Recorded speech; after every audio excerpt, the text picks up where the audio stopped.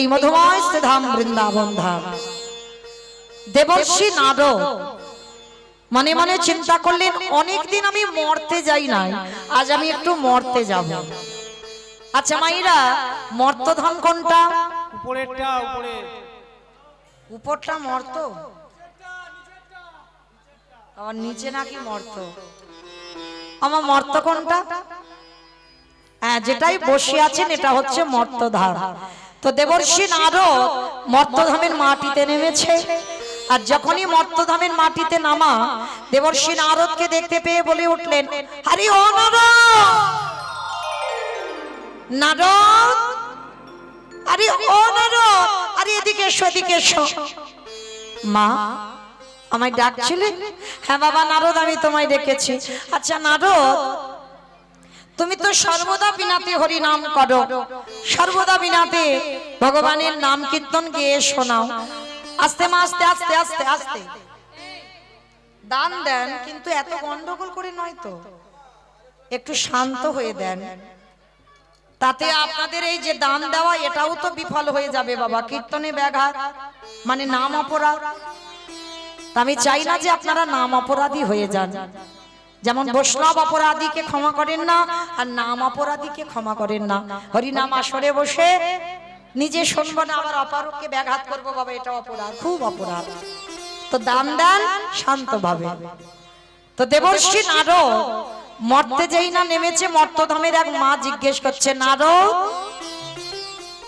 যারা যারা ভগবানকে ডাকে, যারা যারা ভগবানকে ভালোবাসে, ও নারদ, তাদের শেষের দিনে অন্তিম সময় কি গতি হয় গো?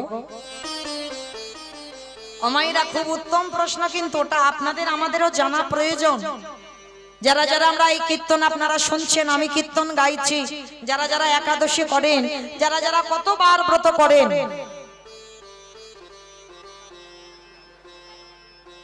যারা যারা ব্রার ব্রত করেন, তাহলে এত কিছুর পরেও তাহলে ভগবানের কাছে জানতে ইচ্ছে করে না যে ভগবানকে সেবা করার পর আমাদের অন্তিম গতিটা কি হবে? কি গো মায়েরা, ইচ্ছে করছে না যে ভগবানকে এত ডাকি, এত ভালোবাসি, আমার শেষ পরিণতিটা কি হবে? ইচ্ছে করে তো। তা মর্তধামের এক মা নারদের কাছে জানতে চেয়েছে। নারদ বলছে, ওমা, আমি ভগবানের কাছে থাকি ঠিক কথা, কিন্তু এই প্রশ্নের উত্তর তো আমার জানা নেই। সে কি, আমি জানি না তুমি ভগবানের কাছে থাকো, তুমি জানো না, তাহলে জানে কে? বলে, একটা কাজ করো মা, তুমি একটু বসো, আমি আমার বাবার কাছ থেকে ওই প্রশ্নের উত্তরটা নিয়ে আসি। আচ্ছা মায়েরা, আপনারা নিশ্চয়ই জানেন নারদের বাবাটাকে? নারদের বাবা ব্রহ্মা। ব্রহ্মলোকে যাচ্ছে দেবর্ষি নারদ। তা মর্তধামের মা বলছে, নারদ, আমি কিন্তু এখানে বসে রইলাম, তুমি কিন্তু যাবার সময় আমাকে প্রশ্নের উত্তরটা দিয়ে যাবে। বলছে, ঠিক আছে মা, তুমি বসো, আমার বাবার কাছে গিয়ে আমি জেনে আসছি। ছুটতে ছুটতে গেছে বাবা ব্রহ্মলোকে। পিতা, পিতা, যারা যারা ভগবানকে ডাকে, যারা যারা ভগবানকে ভালোবাসে, পিতা, তাদের অন্তিম গতিটা কি হয়? চতুর্মুখী ব্রহ্মা হেসে বললেন, নারদ, এই প্রশ্নের উত্তর তো আমার জানা নাই। সে কি, আমি জানি না, তুমি আমার বাবা চারটি মুখ তুমি জানো না, তাহলে জানে কে? বলে, একজন জানলে জানতে পারে বাবা নারদ, যে গাঁজা ভাং খায়। আমা, কে গাঁজা খাই গো? কে গাঁজা খায়? শিব গাঁজা খায়। দেখেছো?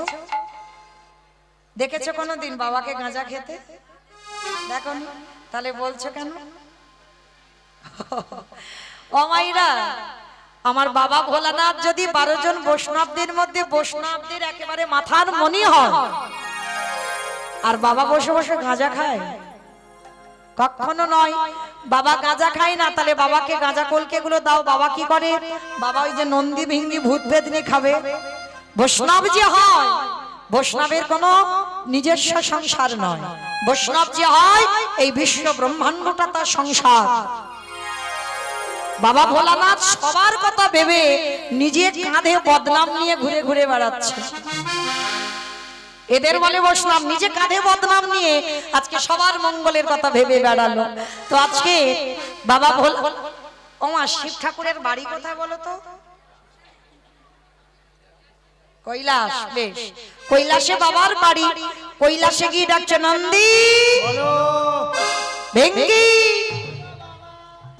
আরে আমাদের বাবা কোথায় রে? না তোর বলতে হবে না। তাই বা নন্দী ভেঙ্গি বলছে বলবো বাবা কোথায় গেছে? ব্রহ্মা বলছে না বলতে হবে না, আমি দেখছি। ধ্যানে বসেছে ব্রহ্মা, নারদ ধ্যানে বসেছে। আর বাবার কৈলাসের থেকে আরো একটা খুব প্রিয় জায়গা, বলো তো কোন জায়গা? শ্মশান। বাবার সব থেকে প্রিয় জায়গা শ্মশান। আচ্ছা মা, আর একটা প্রশ্নের উত্তর দাও, বাবার বাহনটা কি? ইঁদুর ইঁদুর। বাবার বাহন ইঁদুর? সাপ? বাবার বাহন নাকি সাপ? গরু? ষাঁড় মানে বৃষ। বাবার বাহন হচ্ছে বৃষ। এইবার লক্ষ্য করে দেখেন, ধ্যানস্থ হয়েছে ব্রহ্মা আর নারদ। আর বাবা কি করছে জানো? বাবা ঘুরে বেড়ায় ষাঁড়ের পিঠে। ও বাবা চড়ে বেড়ায় ষাঁড়ের পিঠে। বাবা বুড়ো শিব গো, বাবা বুড়ো শিব, আমার বাবা বুড়ো শিব গো, বাবা বুড়ো শিব। উলুধ্বনি। ঘুরে বেড়াই ষাঁড়ের পিঠে, ঘুরে বেড়াই ষাঁড়ের পিঠে, আমার বাবা বুড়ো শিব গো, শিব গো। মন্দিরে বাবা বুড়ো শিব, শিব গো মন্দিরে বাবা বুড়ো শিব। শ্মশানে মশানে থাকে ছাই ভস্য গায়ে মাঠে, শ্মশানে মশানে থাকি তাই হস্য গায়ে মুখে মাঠে। হরি হরি বলে গো, হরি হরি বলে। মুখে হরি হরি বলে গো, হরি হরি বাবা বলে। চলে তাই গৌরবানন্দে হরি বল। বাবা ঘুরে বেড়াই ষাঁড়ের পিঠে, আমার বাবা বুড়ো শিব গো, শিব গো।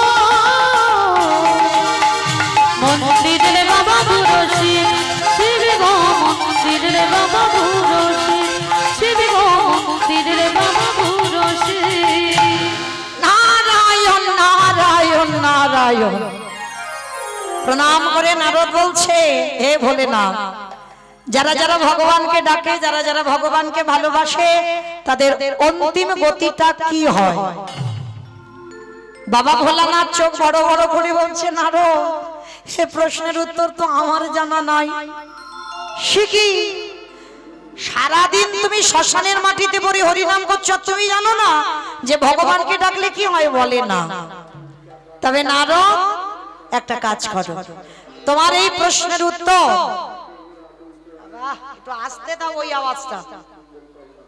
আওয়াজটা একটু আস্তে দেন, বাইরে যে আওয়াজটা হচ্ছে একটু আস্তে দেন। তো আজকে বাবা ভোলানাথ বলছে, নারদ এ প্রশ্নের উত্তর আমি দিতে পারবো না। সে কি? আমার বাবা দিতে পারলো না, তুমি শিব দিতে পারলে না, আমি দিতে পারলাম না, তাহলে দেবে কে? বলে একজন দিলে দিতে পারে, যে হচ্ছে নামের নাম। মায়েরা নামের নামী কে? ভগবান। বলে চলো ভগবানের কাছে যাওয়া হোক। ব্রহ্মা, বাবা ভোলানাথ আর নারদ তিনজনে মিলে বৈকুণ্ঠপতি নারায়ণের কাছে গেছে। প্রভু প্রভু, যারা যারা ভগবানকে ডাকে, যারা যারা ভগবানকে ভালোবাসে, তাদের অন্তিম সময়টা, অন্তিম গতিটা কি হয়?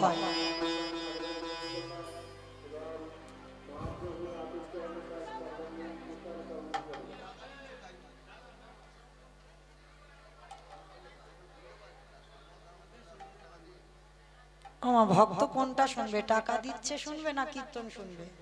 বুঝতে পারছি না। কমিটি দাদাদের অনুরোধ করবো ওই আওয়াজটা একটু কমিয়ে দিয়ে বলে। কীর্তন চলছে তো, এটা অন্য কিছু অনুষ্ঠান হলে বাবা হতো, কীর্তনটা অসুবিধা হয়ে যায়। হরি বল, অপরাধ নিও না। তো যাই হোক, এইবার আমার বাবা ভোলানাথ বলছে চলো বৈকুণ্ঠপতি নারায়ণের কাছে যাই। তা নারায়ণের কাছে তিনজনে মিলে যেই না দাঁড়িয়েছে, নারদ মুনি দণ্ডবত প্রণাম করে নারায়ণকে জিজ্ঞেস করছে, প্রভু যারা যারা তোমায় ভালোবাসে তাদের অন্তিম গতিটা কি হয়? তুমি তো আগে থেকে বলে দিতে পারো, বলো তাদের গতিটা কি হবে? ভগবান মুচকি হেসে বলছে, নারদ ওই প্রশ্নের উত্তর আমার জানা নেই। সে কি, তোমার নাম সমাজের জীব শোনে, সমাজের জীব গায়, তোমার ভালোবাসে, তোমার জন্য একাদশী করে, আর তুমি জানো না? বলেন না। তবে হ্যাঁ, তোমার এই প্রশ্নের উত্তর তারাই দেবে। কারা ঠাকুর? শোনো, যারাই আমার নামে ভালোবাসে, যারাই আমার নাম বদনে উচ্চারণ করে, যারা আমার নামে বদনে উচ্চারণ করে, যারা নয়ন জলে বক্ষ যুগল ভাষায়, যাদের যারা আশ্রয়হীন হয়ে গাছে তলায় ঋষি যাপন করে, কৃষ্ণ ধ্যান, কৃষ্ণ প্রাণ, কৃষ্ণ মরণ, কৃষ্ণ স্মরণ ছাড়া কিছু জানে না, মানে কৃষ্ণ ধ্যান জ্ঞান সর্বস্ব, সেই ভক্তের কাছে যাও। আর সেই ভক্ত বলতে পারবে যে আমারে ভালোবাসলে তার অন্তিম গতিটা কি হয়। নারদ মুনি হেসে বলছে, ঠাকুর ওই রকম ভক্ত আছে কোথায়? বলে কেন, মর্তে? বলে ঠাকুর মর্ত? ওখানে তো শুধু খেতে যায় আর টিভি সিরিয়াল মোবাইল দেখতে যায়, ওইখানে তুমি ভক্ত পাবে? বলে না, আরো ওরা খাক ঘুমাক টিভি সিরিয়াল মোবাইল যাই করুক না কেন, তার ভিতরেও আমার এমন এমন ভক্ত আছে যাদের চরিত্র শ্রবণ করলে তোমার হৃদয়টা কেঁপে উঠবে। ঠিক আছে প্রভু, তুমি যখন বলছো তো যেতেই হবে, তো চলো। অনেকদিন মর্তে যাওয়া হয়নি, 4 জনে আমরা মর্তধামে যাব ভক্ত পরীক্ষা করতে। মায়েরা নামগুলো মনে রাখবেন, শেষে প্রশ্ন থাকবে, কাজে লাগবে।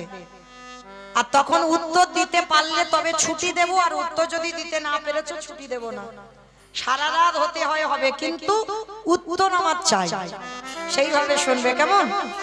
ব্রহ্মা বিষ্ণু মহেশ্বর আর নারদ 4 জনেই বৈষ্ণব রূপ ধারণ করে আসছে কোথায়? মর্তের মাটিতে। জায়গাটা কোথায়?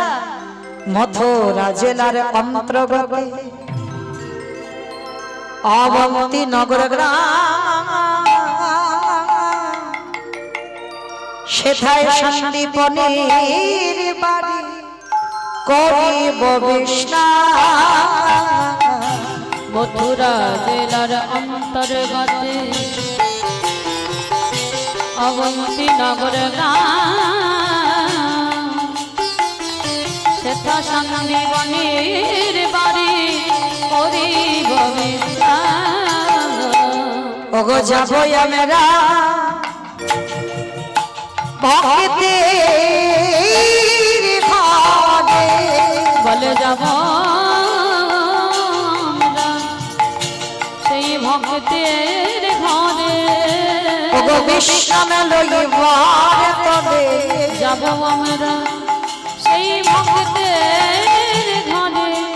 আস্তে, আর কোনো কথা হবে না মা, একেবারে কীর্তনে ধ্যান দেবেন, কেমন? ব্রহ্মা বিষ্ণু মহেশ্বর নারদ পৌঁছে গেল কোথায়? মথুরা জেলার অন্তর্গতে অবন্তী নগর গ্রাম। আর অবন্তী নগর গ্রামে ভগবানের গুরুদেবের আশ্রম ছিল, যার নাম হলো সন্দীপনী মুনি। এই সন্দীপনী মুনি কেমন ভক্ত জানেন? যেমন বাবা আপনারা আমরা কেমন ভক্ত? সকালবেলা উঠলাম, সকালবেলা উঠে স্নান করে বাসি কাপড় ছেড়ে দিয়ে ভগবানের কর্ম করলাম, ভগবানের সেবা দিলাম, তারপরে নিজেরা কিছু পেলাম। আবার অনেক অনেক ভক্ত আছে বাবা, সারাদিন সংসারের কাজকর্ম সব সেরে নিল, সেরে নিয়ে সেই দুপুর গড়িয়ে গেল, গুনে গুনে 2টো নকুলদানা ভগবানকে দিল। আছে অনেক রকমের ভক্ত। আবার অনেক রকমের ভক্ত আছে বাবা, একেবারে ব্রহ্ম মুহূর্তে স্নান, ব্রহ্ম মুহূর্ত কাকে বলে? সূর্য উদয়ের 1 ঘন্টা 36 মিনিট আগে ভজনের সঠিক সময় ব্রহ্ম মুহূর্ত। কেন? ওই সময় দেখবেন বাবা কোনোদিন পরিবেশে একবার উঠে, একেবারে শান্ত, কোনো আওয়াজ, কোনো গন্ডগোল, কোনো ঝামেলা নেই। ওই সময় হচ্ছে সঠিক ভজনের সময়। ব্রহ্ম মুহূর্তে সন্দীপনী মণি এমন একজন ভক্ত প্রতিদিন যেত যমুনা স্নান করে বাবা ওই ভিজে কাপড়ে দরজার ধারে বসে বসে কাঁদতো, পোশাক ছাড়তো না, বসে বসে কাঁদতো। কেন? অমাইরা কাঁদে কেন? ভগবানকে পাওয়ার জন্য না, সংসারের অভাবের জন্য না, নিজের সুখের জন্য না, তাহলে কাঁদে কেন? বসে বসে কাঁদে আর বলে, হে দয়াময়, তুমি কৃপা করে আমার দরজায় একটা অতিথি পাঠাও। আগে আমি অতিথি সেবা দেব, তারপরে আমি ভিক্ষায় গিয়ে যা পাবো রন্ধন করে গোবিন্দ নিবেদন করব, আর গোবিন্দকে সেবা দিয়ে তারপরে আমি প্রসাদ পাবো। অমাইরা দেখাতে পারবেন একজন ভক্ত এইরকম জগতে আছে? সকালবেলা উঠে প্রথম কাজ আগে অতিথি সেবা,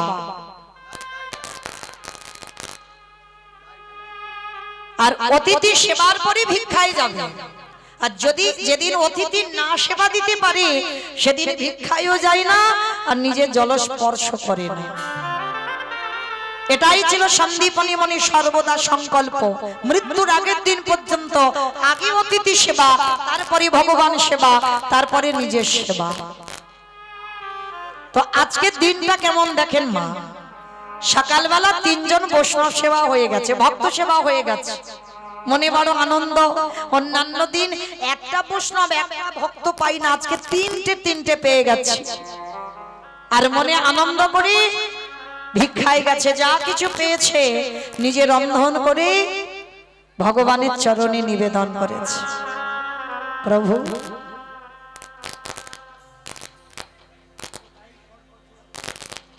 প্রভু, ছোটবেলা থেকে তোমায় ভালোবেসেছি, ছোটবেলা থেকে তোমায় ডেকে আসছি, আমার ডাক কি তোমার কানে পৌঁছায় না? ওগো দয়াময়,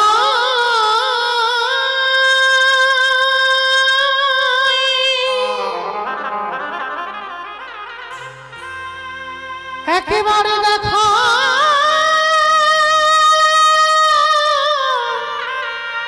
দেখা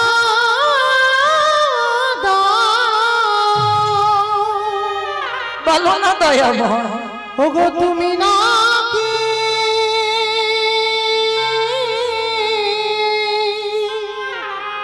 করুণা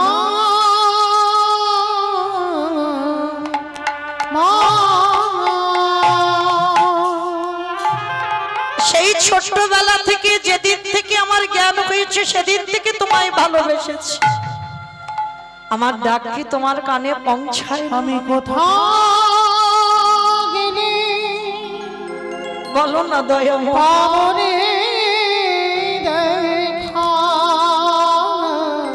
কেন এত কাঁদা? ওগো দয়া আমি কোথায় গেলি? বলো না প্রভু, আমি কবে দর্শন পাবো? পাবনে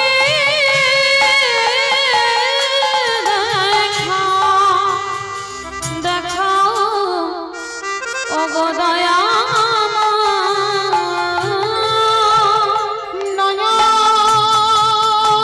জলে ডাকলে নাকি প্রভু তোমার কৃপা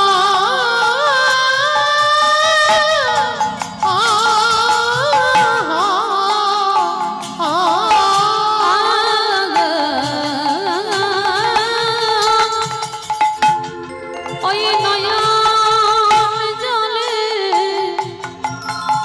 বলো না ডাকলে নাকি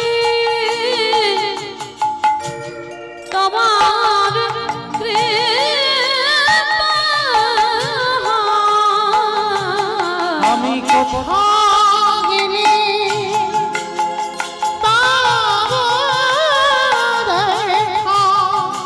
ও গোদয়া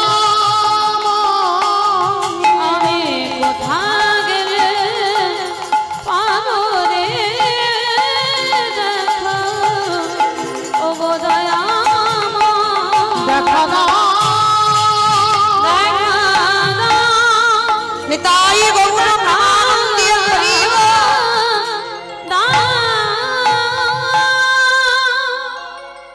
সন্দীপন মণি বসে বসে ভগবানের চরণে কাঁদছেন। ও মাইরা, ডাকার মতো যদি ডাকা যায়, ভালোবাসার মতো যদি বাসা যায়, ভগবান কি থাকতে পারে? আমরা ডাকতে পারি না, তাই ভগবানের সাড়া পাই না। কিন্তু ডাকা যেদিন সঠিক হবে, তোমার ঘরেই ভগবান দাঁড়িয়ে থাকবে। কিন্তু এটা কলিযুগ, তো ভক্ত চেনা বড় মুশকিল বাবা। যদি সাক্ষাতে ভগবান এসে দাঁড়ায়, আমাদের মতো মূর্খ জীব আমরা চিনতে পারি না। এটাই আমাদের দুর্ভাগ্য। ভগবানের চরণে বসে কাঁদছি, আর ঠিক সেই সময় ব্রহ্মা বিষ্ণু মহেশ্বর দেবর্ষি নারদ দরজায় এসে ডাকছে, মণিবর বাড়িতে আছো? আচ্ছা মা, মানুষের ডাক আর ভগবানের ডাক দুটো ডাক, তফাৎ হবে না? ভগবান যে ডাক তোমায় ডাকবেন, সেই ডাক তোমায় কোনোদিন কেউ ডাকেনি। আর যদি কোনোদিন তুমি ভগবানের ডাক শুনতে পাও, কোনোদিন কারোর কাছে বলো না গো, আপন ভজন কথা না কহিবি যথা তথা। সবার কাছে সব কথা বলা যায় না, সবার কাছে সব ভজনের কথা বলা যায় না। সন্দীপনি মনি বসে বসে কাঁদছে, আর ওদিকে ভগবান এসে গেছে। তো যেই না মণিবর বলে ডেকেছে, সে ডালার নিবেদন তো দূরের কথা, সন্দীপন মনি ছুটে গিয়ে দেখে না চারজন বৈষ্ণব। আসুন,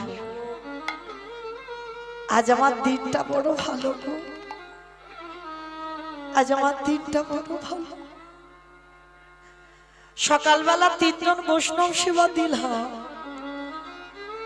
আবার দুপুরবেলা চারজন বৈষ্ণব। আসুন আমার ঘরে, আসুন। যেই না ডেকেছে বাবা, ভগবান কাঙালের ঠাকুর তো, ভগবান কোনোদিন বড় লোকেদের ঠাকুর নয়, ভগবান কাঙালের ঠাকুর হয়।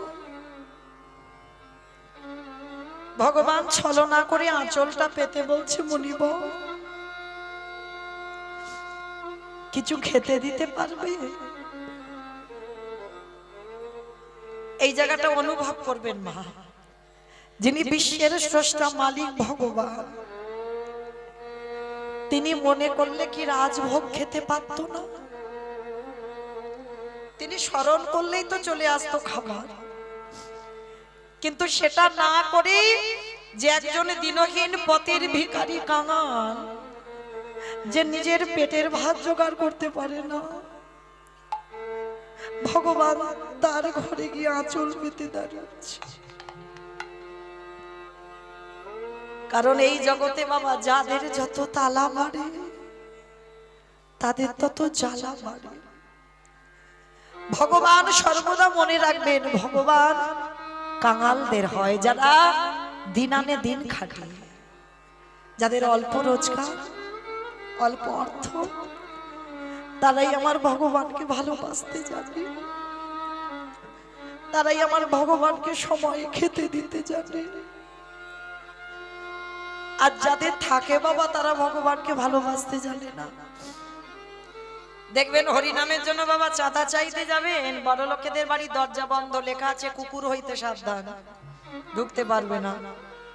বড় লোক তো সবসময় দরজা বন্ধ, আর যারা গরিব কাঙাল দরজা খুলে রেখেছে, তাদের দেওয়ার ক্ষমতা নেই, কিন্তু দেওয়ার জন্য কাঁদে। প্রভু আমার সেই সামর্থ্য নেই যে দেওয়ার জন্য, তবু যতটুকু থাকে ততটুকু দেয়। আর একটা কথা মনে রাখবেন মা, যারা লক্ষ্মী, কালী, দুর্গা, সরস্বতী, মনসা, শীতলা ভক্ত, তাদের পার আছে, তাদের অসুবিধা হবে না। আর যারা আমার কৃষ্ণ ভক্ত হয়, যে করে আমার আশ, তারে করি সর্বনাশ, কিন্তু নয়। ভগবান জীবনে বাবা ভক্তের সর্বনাশ চায় না। কেন জানো? ভক্ত আমার মাতা পিতা, ভক্ত আমার গুরু, ভক্ত আমার রেখেছেন আমার বাচ্চা কল্পতরু। ভক্ত যেদিন সেবা দেয় সেদিন সেবা পায়, ভক্ত যেদিন না দেয় সেবা উপবাসে যায়। ভগবান যদি এত বড় কথা বলে, তাহলে কি করে বলতে পারে বাবা যে করে আমার আজ তারে করি সর্বনাশ? সর্বনাশ নয়, সর্বনাশ। সর্বনাশ বানান আলাদা হবে বাবা, সব নাশ। কোন নাশের কথা বললো? আত্মীয় পরিজন, বন্ধু বান্ধব, গাড়ি বাড়ি, টাকা পয়সা, সম্পত্তি, তোমার আপনজন ভগবান একে একে কেড়ে নেবে, কাউকে রাখবে না তোমার কাছে। কৃষ্ণ ভক্ত যে জন হয়, সে যদি বাবা মাথায় একটু ছাদও তৈরি করে না, ভগবান চেষ্টা করে কবে ওর মাথা থেকে ছাদটা কেটে নেবে।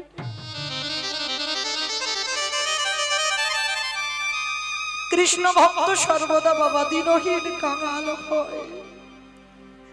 যদি বলেন আমার কথা বিশ্বাস করতে হবে না, তাকিয়ে দেখেন ভগবানের বন্ধু সুদামার দিকে, যে কৃষ্ণের প্রাণ, কৃষ্ণের জীবন। সেই সুদামা তার স্ত্রীর পরনে একটা ভালো কাপড়ও দিতে পারে না, শত ছিদ্র। তাকিয়ে দেখেন বাবা মহাভারতে বিদুরের দিকে, পারত না রাজপ্রাসাদে থাকতে, হলেও দাসী পুত্র, পারত না কি ওই অট্টালিকাতে কৃষ্ণ ভজন হবে না? যার জন্য বিদুর চলে গেল বনমাঝে, অন্য কুঠির করে পরাশরীকে নিয়ে ভজন করলো। ভগবানের দুর্যোধনের রাজভোগ ফেলে বিদুরের ঘরে কলার খোসা খুদে অন্ন খেয়ে গেল। তাকিয়ে দেখেন বাবা কান্দির জমিদার লালা বাবুর দিকে। এই জমিদার লালা আপনাদের আমাদের ক টাকা ব্যাংকে আছে বাবা? এই লালা বাবুর অন্নপ্রাশনে নিমন্ত্রণ পত্র ছাপানো হয়েছিল, সোনার পত্র। আর যারা যারা খেতে এসেছিল সোনার থালা, সোনার গ্লাস, বাটিতে খেতে দিয়েছিল। তাহলে কত বড় লোক, কত জমিদার! সেই জমিদার লালা ছোটবেলায় থেকে বাবা হৃদয়ে বৈরাগ্য ভাব ছিল। হরি বল।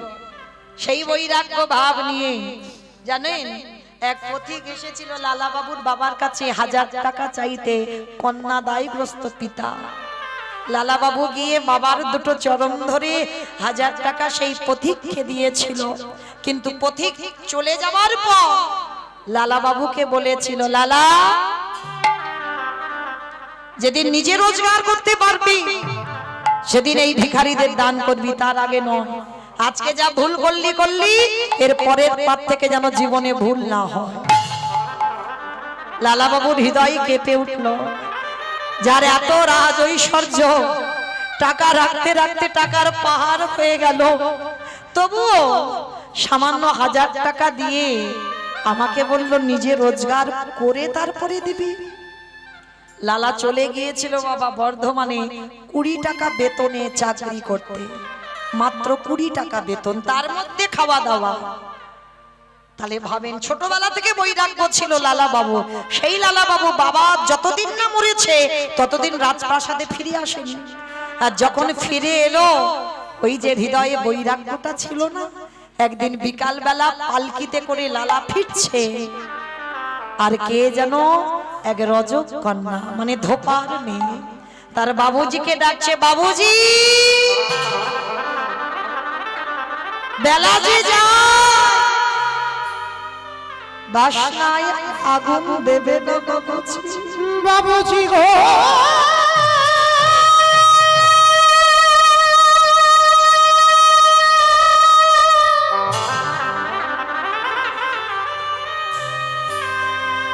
বেলাজি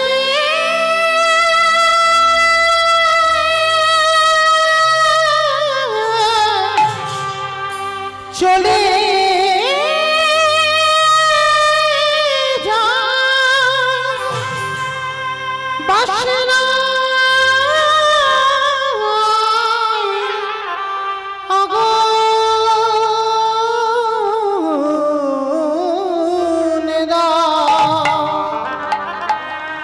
বাবুজি গো বাসনায় আগো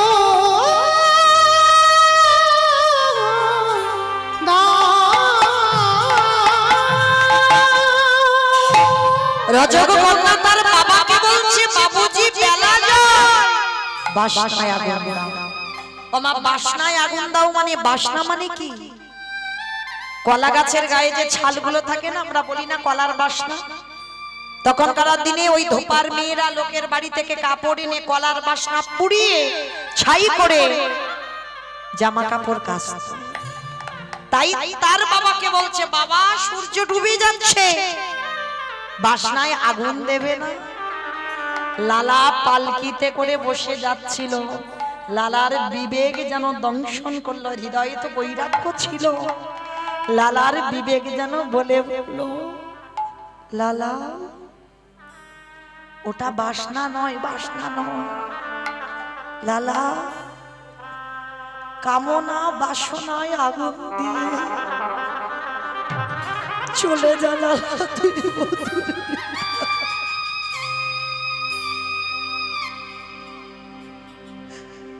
রাজ সুখে কৃষ্ণ ভজন,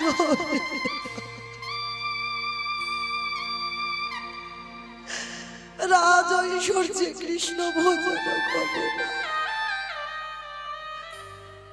তাই বিষয় বৈভব কামনা বাসনা ত্যাগ করে কৃষ্ণ পাওয়ার জন্য ছুটে যা বৃন্দাবন।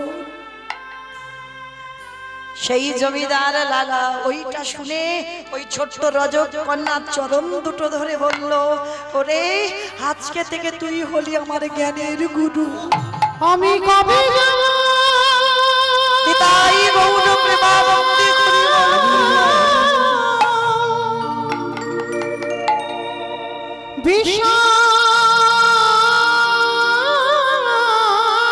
বিষয় ছেড়ে ওই মধুর বৃন্দাবন, আর যে পারি না কৃষ্ণ নামে এবার তুমি নিয়ে চলো। কাঁদেবে কাবে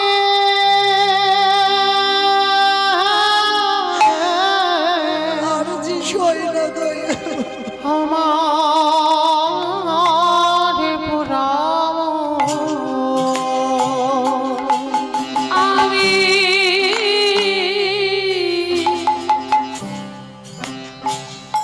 কবে যাব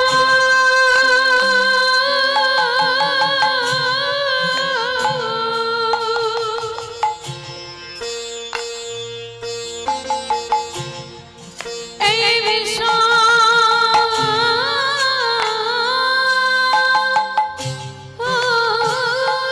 ছেড়ে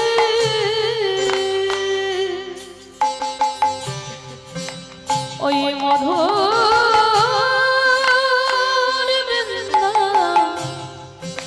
বৃন্দাবন আর যে পারি না দয়া, কাঁদেবে কাঁদে এবার তুমি আমায় নিয়ে চলো। আমার তোরা ওরে কৃষ্ণ নামে নামাবলি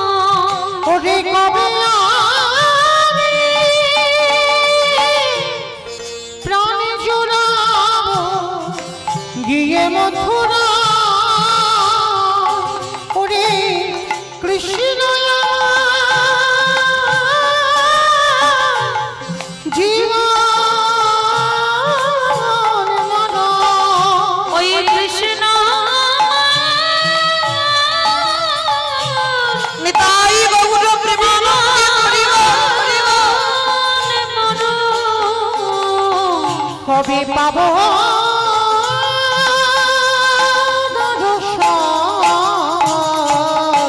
কৃষ্ণ নামে কাঁদে রে